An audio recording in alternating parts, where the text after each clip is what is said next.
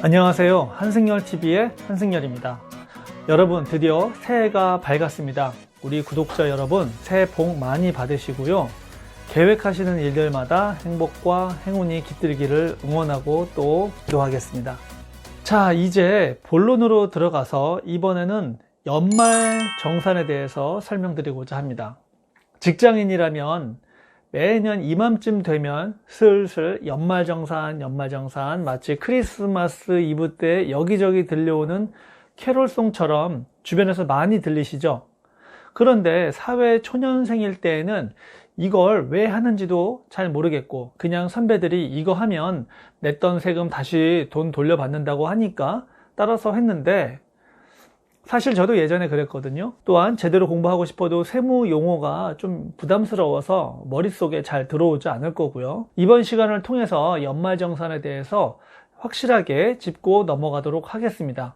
또한 세금 공제에 대한 내용도 설명드리겠습니다. 일단 연말정산이란 무엇인지부터 알아볼까요? 혹시 월급 명세서를 자세히 보신 적 있으신가요?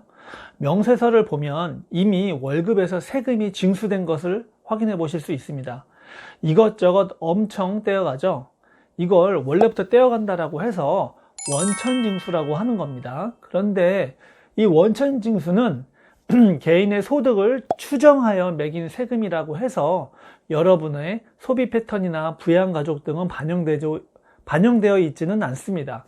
그러니까 국가에서는 원천징수라는 이름으로 일단 떼고 보는 거죠. 그리고 나서 나중에 연말이 지나서 다시 제대로 정산을 해보자는 겁니다. 이게 바로 연말정산인 겁니다. 자, 여기까지는 잘 따라오셨죠? 그럼 이번에는 좀 더 구체적으로 접근해 보겠습니다. 자, 그림을 보시면서 제 설명을 들으시면 됩니다. 우선 공제에 대해서 말씀드릴 텐데요.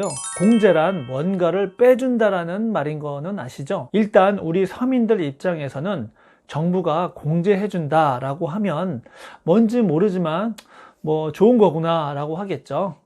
정부는 연말정산 과정에서 총 2번의 공제를 해줍니다. 한 번도 아닌 2번씩이나요. 고맙죠? 이 두 가지는 바로 소득공제와 세액공제라는 건데요. 근데 갑자기 소득공제, 세액공제, 소득, 세액, 뭔가 세무 전문 용어가 나오면서 말장난 같기도 하고 약간 헷갈려지기 시작하시죠? 그런데 알고 보면 전혀 헷갈리실 필요가 없어요. 말 그대로입니다. 소득공제란 어떤 소득에 대해서 공제해 준다는 말이고요. 그러면 세액공제는 말 그대로 세액에 대해서 공제, 즉 빼준다는 얘기입니다. 공제 두 가지가 있다는 거, 소득공제, 세액공제 우선 배우셨고요. 일단 또 이제 기억을 해주시고요. 소득, 세액, 이 뜻도 나중에 설명드리겠습니다. 자, 이번에 숨 한번 고르시고 정말 본격적으로 들어가 보겠습니다. 자, 우리 같은 근로자가 열심히 노동을 해서 1년간 번 총 소득을 우리는 보통 연간 근로소득이라고 합니다. 흔히 직장인들이 말하는 연봉이라고 하는 거죠. 연봉은 보통 세 후로 얘기 안 하고 세 전후로 이야기합니다. 그래야 많이 받은 것처럼 보이잖아요. 자, 근로자들은 돈을 벌었으면 세금을 반드시 내야 합니다. 안타깝지만 우리는 국가에 세금을 바치다가 가는 인생인가 봅니다. 아무튼 우선 연봉에서 비과세라고 하는 이 명목으로 세금 대상 금액을 일단 조금은 빼줍니다. 여기서 비과세라는 거는 뭐냐면 식대 월 10만 원, 직원 명의의 차량에 한해서는 명당 유지보조금 월 20만 원, 출산 혹은 만 6세 이하 보육수당 월 10만원, 사업자 같은 경우에는 기타 실비, 정산비 등과 같은 비용 처리할 것들을 말합니다. 그래서 사업자들은 식당 가서 밥 먹고 영수증 챙기고 그러는 거죠. 직장인들은 해당 사항이 안 됩니다. 일단 이런 것들을 비과세라는 명목으로 빼주고 시작합니다. 이게 바로 총급여액이라고 합니다. 다시 말해 연봉에서 비과세를 뺀 금액을 우리는 총급여액이라고 합니다. 자, 이제 연봉에서 세금으로 부과시키지 않은 비과세를 뺀 바로 총급여액에서부터 시작하는 겁니다. 총급여액. 다시 말해서 정부가 세금을 매길 때 총급여액이 실질적으로 우리가 벌어들인 소득의 시작이라고 보는 거죠. 참고로 보통 직업이 한개인 직장인에게 보통 하는 겁니다. 투잡이거나 쓰리잡 또는 뭐 은행 이자 소득, 임대소득 같은 경우는 총체적으로 우리가 종합소득이라고 해서 종합소득세를 매기는데 이건 여기서는 좀 차치해 두고 설명드립니다. 다시 이 총급여액이라는 소득에서 정부는 고맙게도 첫 번째 공제를 해줍니다. 그게 바로 소득공제라는 거죠. 자, 앞서 말한 대로 소득에서 공제해 주는 거니까 소득공제가 되는 겁니다.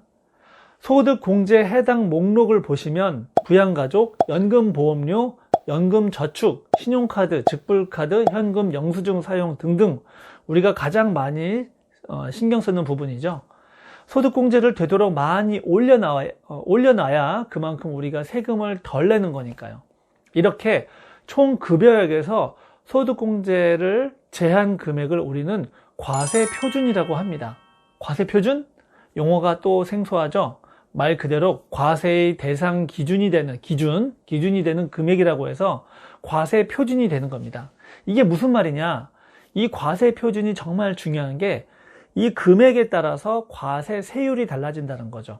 우리가 보통 직장인들이 얼마를 벌었는데 세금 뭐 30%를 떼어가더라, 40%를 떼어가더라, 도둑 하면서 누구한테 막 푸념을 하는 건지 모르지만 직장 선배들이 이런 얘기를 하는 거 가끔 들어보셨죠. 이때 과세 표준에 따라서 세율, 즉 세금을 매기는 비율이 달라진다는 겁니다. 그럼 세율에 대해서 좀 더 표를 통해서 알아볼까요? 그림에서 보시는 바와 같이 일단 첫 200만 원까지는 세율이 6%, 그 다음 1200만 원 초과분부터 4600만 원까지는 15%, 계속 올라가서 8800만 원까지는 24%, 1억 5천만 원까지는 35%, 3억까지는 38%, 5억까지는 40%, 10억까지는 42%, 10억 이상은 45%. 이렇게 많이 벌수록 세율이 높아져서 내야 할 세금이 많아지는 겁니다.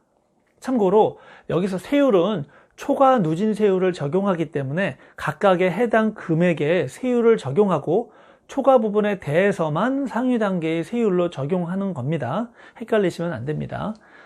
예를 들어 볼까요? 만일 제 과세 표준액이 1,500만 원이다 라고 한다면 1,200만 원에 대해서는 6% 세율이 적용되고 그리고 나서 그 초과분인 300만 원에 대해서는 15% 세율이 적용되는 거니까 1,200만 원에 6%니까 72만 원이 나오는 거고 그 초과분이 300만 원에 대해서 15%니까 45만 원 이렇게 해서 총 117만 원의 산출세액이 되는 겁니다. 여기서 산출세액이란 용어는 뒤에서 다시 설명드리겠습니다. 자, 여기까지 잘 따라오셨죠? 즉 다시 처음부터 정리해보면 연봉 빼기 비과세 해서 나온 금액을 우리는 보통 총급여액이라고 하는데 이 총급여액에서 첫 번째 공제를 해주는 것이 소득에 대한 공제니까 소득공제. 이렇게 총급여액에서 소득공제를 뺀 금액이 과세 표준이 되는데 이 용어가 나온 어원은 세율, 퍼센트죠. 이 세율의 표준으로 잡았다고 해서 과세의 표준, 즉 과세 표준이라는 용어로 탄생하게 된 겁니다. 그럼 이 과세 표준에 세율을 곱한 금액이 뭐냐? 그게 바로 산출세액이라는 겁니다. 산출. 뭔가, 즉 세율로 곱해서 뽑아냈다, 산출해냈다라는 뜻이죠. 그래서 산출세액이라는 어원이 나온 거고요. 자, 여기서 끝이냐? 한 번 더 세금을 깎아줄 기회를 줍니다. 우리가 아까 전에 공제 이야기를 할 때 공제는 크게 두 가지가 있다고 했죠. 기억나시나요? 소득공제랑 세액공제 맞습니다. 산출세액에서 한 번 더 공제의 기회를 줍니다. 산출세액에서 뒤에 여기 세액이라는 말 있죠? 거기에 공제를 해줬다고 해서 무슨 공제? 세액공제라고 하는 거죠. 그럼 세액공제에 대해서 한번 알아볼까요? 자, 세액공제는 퇴직연금이나 개인연금을 준비하는 사람들에게만 해당되는 공제입니다. 이는 국가가 국민들로 하여금 연금 준비를 권유하는 차원에서 만들었다고 보시면 됩니다. 그래서 은행 창구 직원이나 보험사에서 세액 공제 혜택이 있으니 연금 상품에 가입하라는 권유를 종종 하죠. 이런 게 여기에 해당하는 사항입니다. 이 세액 공제는 크게 퇴직연금 계좌와 연금저축 계좌가 있습니다. 우선 첫 번째 퇴직연금 계좌라는 건 회사에서 확정 기여형, 즉 우리가 보통 DC형 퇴직연금 제도라고 하죠. 그리고 그걸로 부족해서 개인이 보태서 IRP라고 하는 개인형 퇴직연금도 추가로 가입하기도 합니다. 이런 게 모두 해당 사항이 되는 겁니다. 즉 DC형과 IRP, 참고로 회사가 지원한 금액은 제외됩니다. 그리고 세액공제의 종류 두 번째는 연금저축계좌입니다. 이는 근로자 본인 명의로 2001년 1월 1일 이후에 연금저축에 가입하여 연말정산에 해당 연도에 납입한 금액에 대해서 공제해 주는 겁니다. 반드시 상품명에 연금저축, 특히 여기서 저축이란 단어가 꼭 포함되어야 합니다. 참고로 연금보험 상품 중에 공제 대상에 해당하는 부분은 세액공제가 아닌 소득공제 쪽으로 들어갑니다. 자, 그러면 이번에는 세액공제에서의 공제 한도와 공제율을 한번 알아볼까요? 표를 보시면서 예를 들어 설명을 드리는 게 훨씬 더 이해가 빠르겠네요.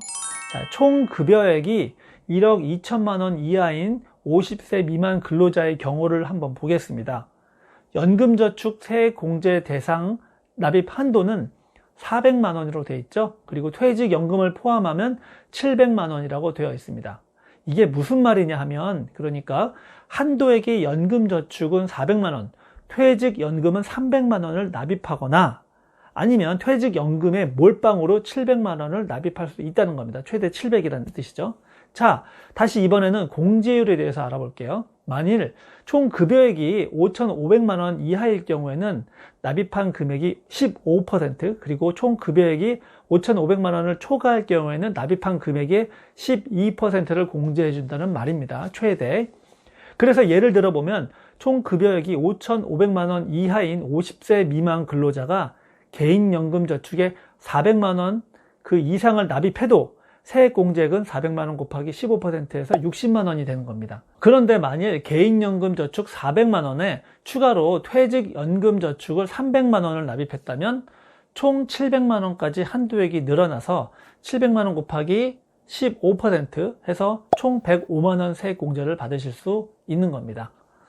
자, 이렇게 과세표준에서 세율을 곱해서 산출세액이 나왔고 여기에 두 번째 공제인 세액공제를 제하고 나면 최종적으로 결정되는 거죠. 최종적으로 결정되는 바로 결정세액이 되는 겁니다. 즉, 말 그대로 최종적으로 결정되는 세금을 말하는 겁니다. 여러분, 드디어 끝났습니다. 다 됐습니다. 이제 고생 많으셨습니다. 다시 총정리 복습을 해볼까요? 연봉에서 비과세를 뺀 금액, 즉 총급여액이 되고 이 총급여액에서 소득공제를 빼주면 과세표준이 되고 이 과세표준을 기준으로 세율을 곱하면 산출세액이 나오는 겁니다. 여기서 산출이란 세율로 곱하기 계산해서 출력했다라는 의미입니다. 다시 이 산출세액에서 뒤에 세액이죠? 세액이니까 바로 뒤에 세액공제를 빼주면 최종적으로 결정됐다 해서 결정세액이 나오는 거죠. 기타 사항으로는 납기 내에 제대로 납기를 못해서 발생하는 납기 지연, 가산세 같은 걸 추가되기도 하고요. 아무튼 이 최종적으로 나온 결정세액에서 우리가 이미 낸 원천 징수된 세금을 뺄셈식으로 적용해서 플러스면 세금을 더 내야 하고 마이너스면 원천 징수, 즉 미리 낸 세금이 더 많이 냈다는 의미이므로 13월에 봉급이라는 혜택을 받게 되겠죠. 근데 플러스면 뱉을 때 부가세 10%를 얹어서 뱉어야 되고요. 마이너스면 받을 때 부가세 10%를 얹어서 더 받게 됩니다. 직장인 같은 경우에는 소득공제와 세액공제 될 만한 것들을 꼼꼼히 찾아서 입력해야 하고요. 사업자 경우에도 비과세도 더 꼼꼼히 챙기셔야 되겠죠. 요즘엔 우리가 홈택스 홈페이지에 가보시면 연말정산 간소화 시스템이라는 게 있어서요. 몇 번만 클릭하면 우리의 모든 소득 정보들과 소비 정보들이 자동으로 입력됩니다. 아주 편하긴 한데요. 한편으로는 뭐 좀 그렇죠. 우리의 모든 정보가 다 정부 시스템에 들어있다는 거, 그런 부분이 있습니다. 불편한 것도 있겠죠. 아무튼 뭐 이제 연말정산에 대한 궁금증이 많이 풀리셨나요? 네, 우리가 연말정산을 하더라도 알고 하는 것과 모르고 하는 것에는 분명히 차이가 있을 겁니다. 오늘은 여기까지고요. 다음 시간에도 더 좋은 정보로 여러분을 다시 찾아뵙도록 하겠습니다. 다시 한번 새해 복 많이 받으시고 13월의 월급 잘 챙기시기 바랍니다. 네, 안녕.